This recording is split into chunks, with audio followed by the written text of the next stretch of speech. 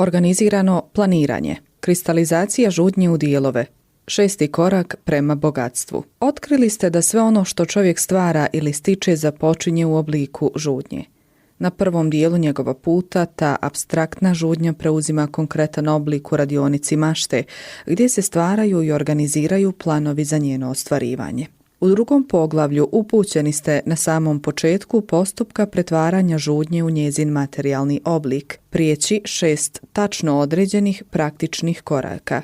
Jedan od tih koraka je oblikovanje konkretnog praktičnog plana pomoću kojeg ćete ostvariti željenu preobrazbu. Sada ću vam otkriti kako ćete sastaviti praktični plan. Pod A. Povežite se sa grupom od onoliko ljudi koliko vam ih je potrebno za stvaranje ili ostvarenje vašeg plana za sticanje novca i primijenite načelo stručne skupine, opisano u jednom od sljedećih poglavlja. Prijeko je potrebno slijediti ovu uputu. Ne zanemarujte je. Pod B.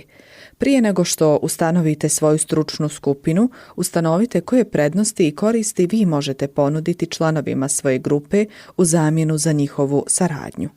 Niko neće neograničeno raditi bez nekog oblika naknade. Nijedna inteligentna osoba neće zahtijevati niti očekivati od druge da radi bez odgovarajuće naknade, iako ona ne mora uvijek biti u obliku novca. Pod C. Sa svojom stručnom grupom sastajte se barem 2 puta sedmično ili ako je moguće i češće, sve dok zajedno ne usavršite plan ili planove potrebne za sticanje novca. Pod D. U odnosu sa svakim pojedinim članom svoje grupe održavajte potpuni sklad. Propustite li slijediti ovu uputu, možete očekivati i neuspjehe. Načelo stručne grupe ne može funkcionisati tamo gdje ne vlada savršena sloga. Imajte na umu sljedeće činjenice. Prvo, zaokupljeni ste poduhvatom koji vam je presudno važan. Da biste bili sigurni u uspjeh, morate posjedovati besprijekorne planove. Drugo, morate raspolagati iskustvom, obrazovanjem, urođenim sposobnostima i maštom ostalih umova. Ovo odgovara metodama koje su primjenjivali svi oni koji su stekli veliko bogatstvo. Nijedan čovjek sam po sebi ne posjeduje dovoljno iskustva, izobrazbe, urođenih sposobnosti i znanja koja će mu bez saradnje drugih ljudi osigurati sticanje bogatstva. Svaki plan koji usvojite u nastojanju da zaradite novac trebao bi biti zajedničko ostvarenje vaše stručne grupe. Mogli biste sastaviti svoje vlastite planove, djelimično ili potpuno, no pobrinite se da te planove provjere i odobre ostali članovi vaše grupe. Ako prvi usvojeni plan ne dovede do uspjeha, zamijenite ga novim planom. Ako ni drugi plan ne bude djelotvoran, zamijenite ga narednim i nastavite tako sve dok ne otkrijete plan koji funkcioniše. Upravo je to trenutak u kojem većina ljudi doživljava neuspjeh zahvaljujući nedostatku ustrajnosti u stvaranju novih planova, kojima će zamijeniti neuspješne. Ni najinteligentniji čovjek neće uspjeti nagomilati bogatstvo niti ostvariti bilo kakav poduhvat bez praktičnih i izvodivih planova. Imajte na umu to, a kada vaš prvi plan propadne, sjetite se da privremeni poraz nije i trajan neuspjeh. To može samo značiti da vaši planovi nisu bili razboriti. Počnite iz početka. Privremeni poraz trebao bi značiti samo jedno. Jasno spoznaju da sa vašim planom nešto nije u redu. Milioni ljudi žive u bijedi i siromaštvu jer im nedostaje razborit plan, pomoću kojeg će nagomilati bogatstvo. Veličina vašeg postignuća bit će razmjerna razboritosti vašeg plana. Niko nije poražen sve dok ne odustane u svom vlastitom umu. James Hill suočio se sa privremenim porazom kada je prvi put pokušao namaknuti novac potreban za izgradnju željeznice koja bi povezivala istok i zapad, no i on je pomoću novih planova poraz pretvorio u pobjedu. Henry Ford se suočio sa privremenim porazom ne samo na početku svoje automobilske karijere, već i nakon što se približio vrhu. Stvorio je nove planove i nastavio velikim koracima grabiti prema financijskoj pobjedi. Opažamo ljude koji su nagomilali veliko bogatstvo, no često primjećujemo samo njihovu pobjedu, previđajući privremene poraze koje su pretrpjeli prije nego što su stigli na vrh. Nijedan sljedbenik ove filozofije ne može očekivati da će steći bogatstvo bez jednog privremenog poraza. Kada se suočite s njim, prihvatite ga kao znak da vaši planovi nisu razboriti. Izmijenite ih te ponovo podesite jedra prema željenom cilju. Čovjek koji odustaje nikad ne ostvaruje pobjedu, jer pobjednik nikad ne odustaje. Podcrtajte tu rečenicu, ispišite na komad papira slovima velikim 2 cm i stavite taj papir na mjesto na kojem ćete ga vidjeti svake večeri prije odlaska na spavanje i svakog jutra prije odlaska na posao. Kada počnete birati članove svoje stručne grupe, nemojte izabrati one ljude koji poraz ne shvaćaju ozbiljno. Neki ljudi naivno vjeruju da samo novac rađa novcem. To nije istina. Želja pretvorena u svoj novčani oblik pomoću načela iznesenih u ovoj knjizi jest sredstvo stvaranja novca. Novac sam po sebi nije ništa drugo doli nepokretna tvar. Ne može se kretati, razmišljati ili govoriti, ali može čuti zov čovjeka koji za njim žudi. Inteligentno planiranje ključno je za uspjeh bilo kojeg poduhvata usmjerenog sticanju bogatstva. Ako bogatstvo želite steći prodajući osobne usluge, ovdje ćete naći podrobne upute. Spoznaja da je gotovo svako veliko bogatstvo započelo u obliku naknade za osobne usluge ili proizišlo iz prodaje zamisli trebala bi vas ohrabriti. Što bi osim zamisli osobnih usluga čovjek koji ne posjeduje određenu imovinu mogao dati za bogatstvo? Općenito govoreći, na ovom svijetu žive 2 vrste ljudi. Jednu čine vođe, a drugu sljedbenici. S mjesta odlučite namjeravate li postati vođa u svom području ili ćete ostati sljedbenik. Razlika u naknadi je ogromna. Sljedbenik ne može očekivati naknadu koja pripada vođi, iako mnogi sljedbenici naivno očekuju takvu platu. Nije sramota biti sljedbenik, s druge strane nije ni pohvalno ostati sljedbenik. Većina vođa započinje u ulozi sljedbenika. Takvi ljudi postaju velike vođe zato što su bili inteligentni sljedbenici. Osim rijetkih iznimki, ljudi koji nisu sposobni inteligentno slijediti vođu ne mogu postati ni uspješne vođe. Čovjek koji je sposoban uspješno slijediti vođu većinom je čovjek koji brzo razvija svoju sposobnost vođenja. Inteligentan sljedbenik ima mnoge prednosti, a među njima i priliku da stekne znanje od svog vođe. Slijede važne značajke koje bi trebao posjedovati svaki vođa. Prva, nepokolebljiva hrabrost, utemeljena na poznavanju samoga sebe i svoga puta. Nijedan sljedbenik ne želi biti pod okriljem vođe kojemu nedostaju samopouzdanje i hrabrost. Nijedan inteligentan sljedbenik neće dugo ostati pod okriljem takvog vođe. Druga, samokontrola. Čovjek koji nije sposoban kontrolisati sebe, ne može kontrolisati ni druge. Samokontrola vođe trebala bi biti za primjer sljedbenicima, a oni inteligentni će je oponašati. Treća, izražen osjećaj za pravednost. Bez osjećaja za pravednost i poštenje nijedan vođa ne može steći i zadržati poštovanje svojih sljedbenika. Čvrstoća odluke. Čovjek koji oklijeva u svojoj odluci iskazuje svoju nesigurnost u sebe, te zbog toga nije sposoban uspješno da vodi druge. Peto, određenost planova. Uspješan vođa planira svoja ostvarenja i ostvaruje svoje planove. Vođa koji se oslanja na slučajnosti i koji djeluje bez praktičnih, konkretnih planova može se uporediti sa brodom bez kormila. Takav će se vođa prije ili kasnije nasukati. Šesta, navika da učini više od onoga što je plaćen. Jedan od nedostataka uloge vođe jest nužna spremnost da učini više nego što očekuje od svojih sljedbenika. Sedma, ugodna osobnost. Površan, nemaran čovjek ne može postati uspješan vođa. Vodstvo zahtijeva poštovanje. Sljedbenici neće poštovati vođu koji ne iskazuje ugodne osobine. Osma, saosjećanje i razumijevanje. Uspješan vođa mora suosjećati sa svojim sljedbenicima. Šta više mora razumjeti njih i njihove poteškoće. Potpuno vladanje situacijom. Uspješan vođa mora vladati svojim pojedinostima svoga položaja. Deseta, spremnost na prihvatanje pune odgovornosti. Uspješan vođa mora biti spreman prihvatiti odgovornost za pogreške i propuste svojih sljedbenika. Pokuša li prebaciti tu odgovornost na nekog drugog, neće ostati vođa. Ako jedan od njegovih sljedbenika pogriješi i pokaže se nesposobnim, vođa to mora smatrati svojim neuspjehom. 11. Saradnja. Uspješan vođa mora razumjeti i primjenjivati načelo združenog napora, te biti sposoban na isto potaknuti svoje sljedbenike. Vodstvo zahtijeva moć, a moć zahtijeva saradnju. Dva su oblika vodstva. Prvi i daleko najučinkovitiji je vodstvo uz pristanak i podršku sljedbenika. Drugo je vodstvo putem sile bez pristanka i podrške sljedbenika. Historija obiluje dokazima da vodstvo putem sile ne može opstati. Mnogi su primjeri svrgavanja i nestajanja diktatora i kraljeva. To znači da ljudi neće neograničeno dugo slijediti nametnutog vođu. Napoleon, Mussolini i Hitler bili su primjeri vodstva putem sile. Njihovo je vodstvo propalo. Vodstvo uz pristanak sljedbenika jedina je vrsta vodstva koja opstaje. Ljudi će neko vrijeme slijediti nametnuto vodstvo, no to neće činiti svojom voljom. Nova vrsta vodstva obuhvaća 11 čimbenika vodstva opisanih u ovom poglavlju, te još neke druge čimbenike. Čovjek koji na njima utemelji svoje vodstvo nailazit će na brojne mogućnosti vodstva u bilo kojem području. Stigli smo do najvažnijih nedostataka neuspješnih vođa, jer je jednako važno znati šta ne treba činiti, kao što je važno znati i šta je potrebno činiti. Prva, nesposobnost za organiziranje pojedinosti. Uspješno vodstvo zahtijeva sposobnost organiziranja i nadziranja pojedinosti. Nijedan istinski vođa nikad nije toliko zaposlen da bi učinio ono što se zahtijeva od njega u ulozi vođe. Kada čovjek bez obzira na to je li vođa ili sljedbenik prizna da je prezaposlen da bi promijenio svoje planove ili posvetio pažnju nekom hitnom slučaju, on time priznaje svoju nesposobnost. Uspješan vođa mora vladati svim pojedinostima vezanim za svoj položaj.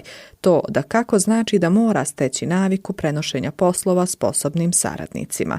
Druga, nespremnost za smirno služenje. Uistinu, velike vođe su spremne, ako to situacija od njih zahtijeva, učiniti sve što bi i sami tražili od drugih. Najveći među vama bit će sluga svima.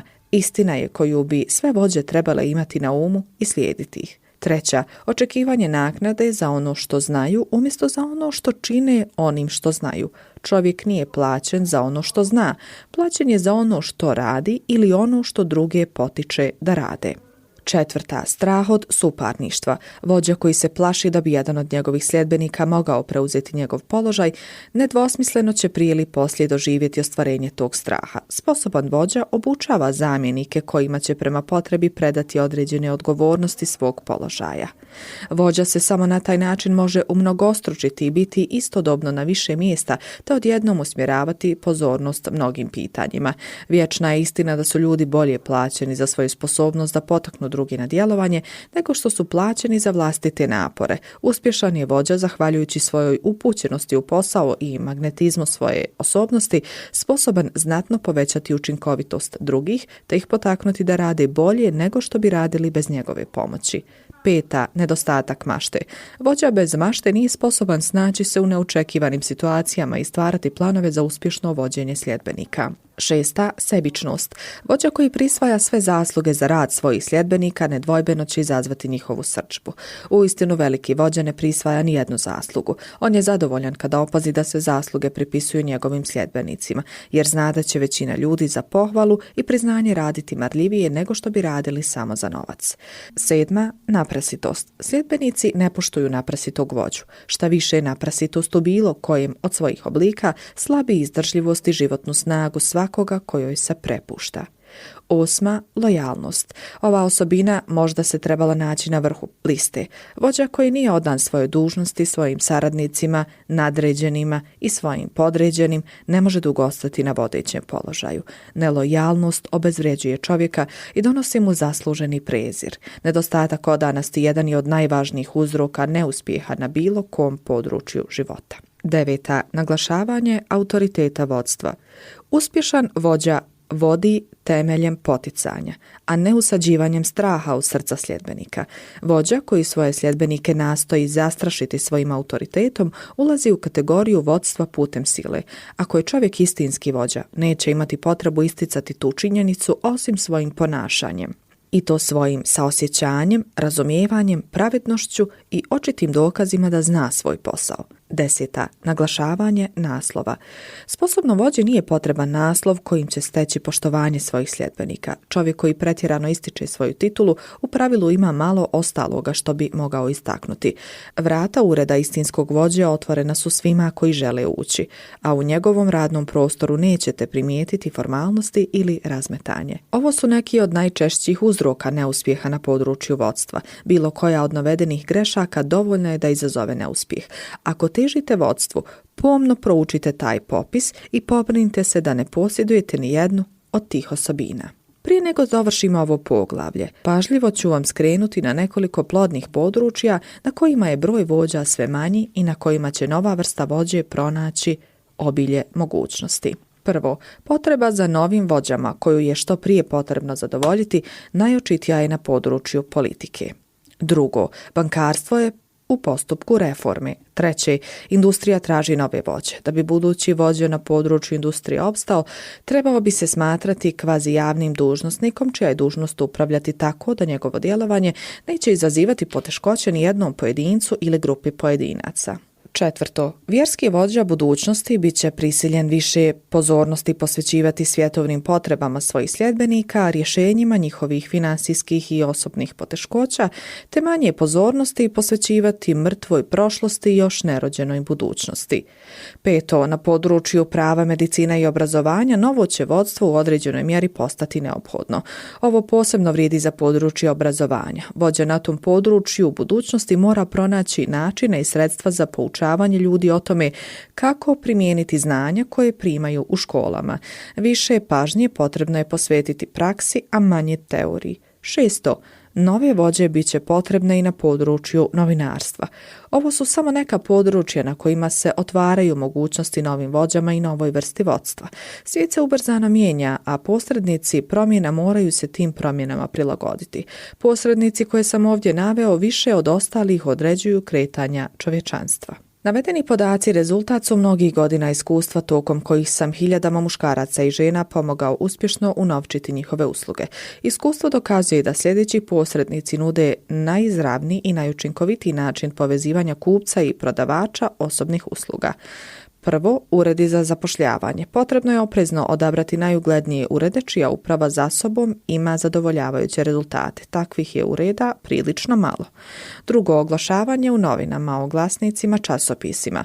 Oglasnici većinom nude zadovoljavajuće rezultate onima koje traže uredski ili sličan posao uz unaprijed utvrđenu platu. Istaknuto oglašavanje poželjnije ako osoba traži položaj upravitelja, a takav oglas najučinkovitiji je u onom dijelu novina koji najviše privlači pažnju traženog poslodavca. Takav oglas trebao bi osmisliti stručnjak koji zna istaknuti kvalitete kojima će privući odgovore. Treće, osobne molbe upućene određenim tvrtkama ili pojedincima za koje je najveća mogućnost da imaju potrebu za ponuđenim uslugama. Molbe treba uredno ispisati i svakako potpisati rukom. Uz molbu treba poslati kratak životopis ili opis kandidatovih kvalifikacija. I molbu i životopis trebao bi sastaviti profesionalac. Četvrto, prijava putem osobnih znanaca. Kandidati bi, kada god je to moguće, potencijalnom poslodavcu trebali prići posredstvom zajedničkih znanaca. Takav je pristup posebno djelotvoran ako čovjek traži bolji položaj te ne želi ostaviti dojam da se nameće. Peto, osobna prijava. U nekim slučajevima najdjelotvornije ako kandidat osobno ponudi svoje usluge potencijalnom poslodavcu. Pritom je potrebno sa sobom ponijeti izjavu o kvalifikacijama za željeni posao, jer se poslodavci o kandidatu često žele posavjetovati sa svojim saradnicima. Životopis je potrebno sastavljati onako pažljivo kako se odvjetnik priprema za predstavljanje slučaja sudu. Ako kandidat nema iskustva u sastavljanju životopisa, trebao bi se savjetovati sa stručnjakom i u tu svrhu zatražiti njegovu uslugu. Uspješni trgovci zapošljavaju muškarce i žene koji razumiju psihologiju reklamiranja, kako bi znali istaknuti sve prednosti robe.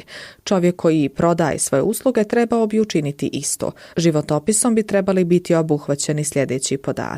Izobrazba. Kratko, ali jasno iznesite koju ste školu završili, koje ste predmete specijalizirali, te navedite razloge zbog kojih ste odabrali upravo te predmete. Iskustvo.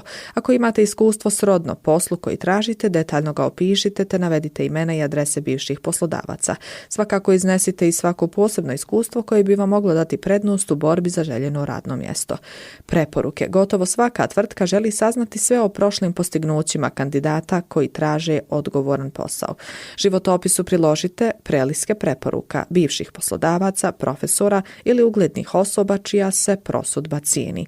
Fotografija. Životopisu priložite svoju fotografiju novijeg datuma. Kandidujte se za tačno određeni položaj. U životopisu biste trebali tačno navesti za koje se radno mjesto kandidujete. Nikad se ne prijavljujte za neko radno mjesto. To govori da vam nedostaju potrebne kvalifikacije. Navedite svoje kvalifikacije za radno mjesto za koje se kandidujete. Podrobno iznesite zbog čega vjerujete da ste kvalificirani za radno mjesto koje želite. To je najvažnija pojedinost vaše molbe. Ona će više od bilo čega drugog odrediti kako će vas potencijalni poslodavci promatrati. Ponudite rad na probni rok. Ovaj se prijedlog može učiniti radikalnim, no iskustvo dokazuje da će vam na taj način malo kad biti uskraćen barem probni rok. Ako ste sigurni u svoje kvalifikacije, probni rok je sve što vam je potrebno. Takva ponuda govori da vjerujete u svoju sposobnost da zadovoljite na željenom radnom mjestu, pa je zbog toga vrlo uvjerljiva. Jasno istaknite da se vaša ponuda temelji na vašem pouzdanju u svoju sposobnost da zadovoljite na tom radnom mjestu, vašem pouzdanju u odluku potencijalnog poslodavca da vas zaposli nakon probnog roka i vašoj odlučnosti da dobijete željeno radno mjesto. Poznavanje djelatnosti potencijalnog poslodavca. Prije nego što podnesete molbu, temeljito se raspitajte o tvrtki koja vas zanima, kako biste se dobro upoznali sa njenim djelatnostima, te u svojoj molbi spomenite i saznanja s tog područja. Tako ćete ostaviti dobar dojam, ali i pokazati da posjedujete maštu i istinsko zanimanje za radno mjesto koje tražite. Upamtite, ne pobjeđuje onaj odvjetnik koji bolje poznaje zakon, već onaj koji bolje pripremi svoj slučaj. Ako svoj slučaj primjereno pripremite i izložite, time ćete napola ostvariti pobjedu. Ne plašite se da će vaš životopis biti predug. Poslodavci su jednako zainteresirani za kupnju usluga kvalificiranih kandidata, kao što ste i vi zainteresirani za to radno mjesto. Poslodavci svoj uspjeh velikim dijelom zahvaljuju svojoj sposobnosti da odaberu kvalificirane saradnike. Zbog toga žele sve podatke koje ćete im ponuditi. Upamtite i sljedeće. Urednost pri sastavljanju životopisa govorit će da ste pedantna osoba. Osobno sam pomogao pripremiti životopise koji su bili tako dojmljivi i jedinstveni da su kandidati dobili posao i bez osobnog razgovora. Kada dovršite svoj životopis, dajte ga uredno uvezati te ga naslovite otprilike ovako. Sažetak kvalifikacija Roberta Smitha, koji se prijavljuje za radno mjesto osobnog tajnika predsjednika te i te kompanije. Prije svake predaje životopisa promijenite imena. Ovaj osobni pečat nedvosmisleno će privući pozornost. Životopis dajte uredno ispisati na najfinijem papiru koji možete nabaviti, te ga dajte uvezati. Na svaki primjerak ispišite odgovarajuće nazive ako molbu namjeravate predati na više mjesta. Fotografiju biste trebali zalijepiti na jednu od stranica. Dosljedno slijedite ove upute te ih usavršite kako god vam mašta naloži. Uspješni prodavači pomno pazi na svoj izgled. Oni znaju da prvi dojam traje vrlo dugo. Vaš životopis je vaš prodavač. Lijepo ga odjenite kako bi se isticao između svega što je vaš potencijalni poslodavac ikada vidio na tom području. Ako je položaj kojem težite vrijedan ostvarenja, tada je vrijedan i većeg truda. Šta više, ako se prodate svom poslodavcu tako što ćete svojom osobnošću na njega ostaviti dojam, vjerovatno ćete za svoje usluge već na samom početku dobiti više novca nego što biste dobili da ste se prijavili na uobičajeni način.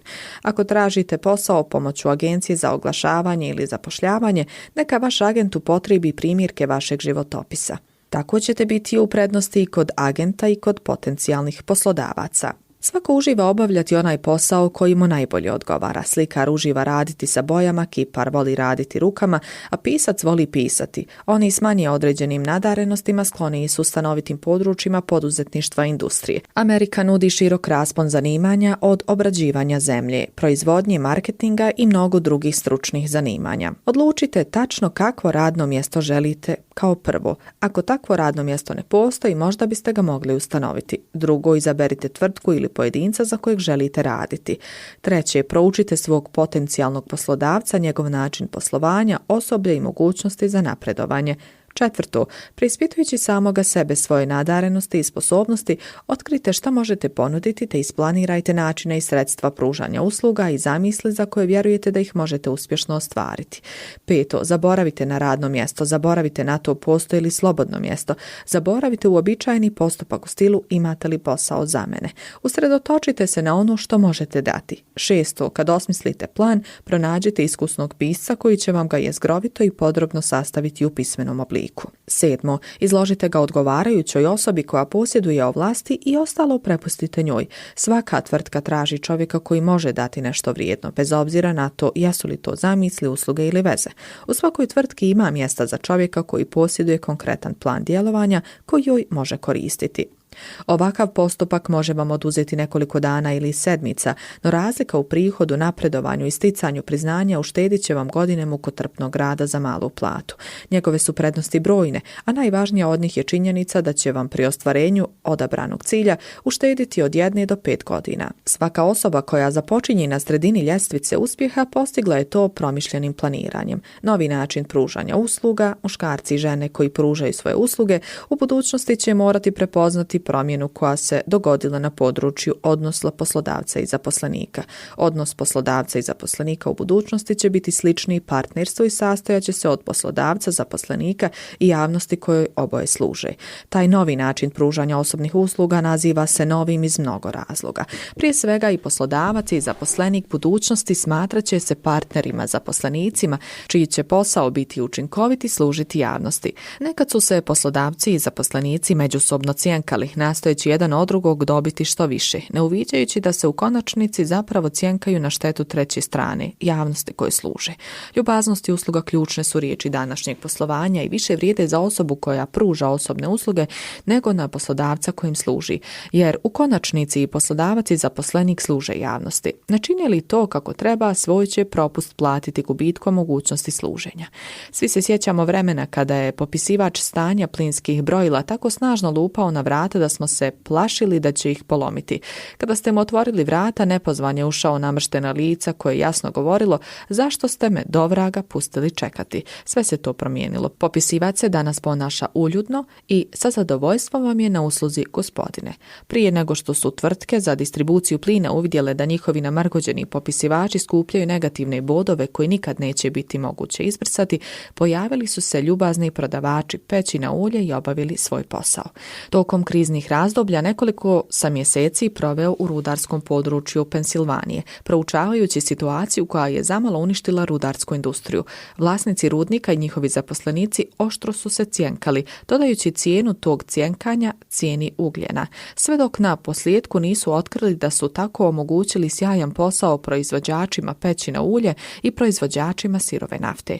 Ovim primjerima želim privući pažnju osoba koje žele ponuditi svoje usluge kako bi im pokazao da smo ondje gdje jesmo i da smo ono što jesmo isključivo zbog svog vlastitog ponašanja.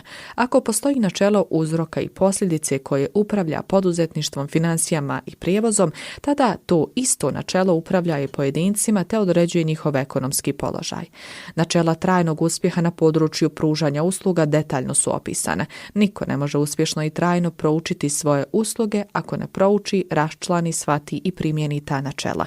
Svaki čovjek mora biti prodavač vlastitih osobnih usluga. Kvaliteta i kvantiteta pruženih usluga te duh u kojemu su pružene u velikoj mjeri određuje njihovu cijenu te trajanje uspjeha.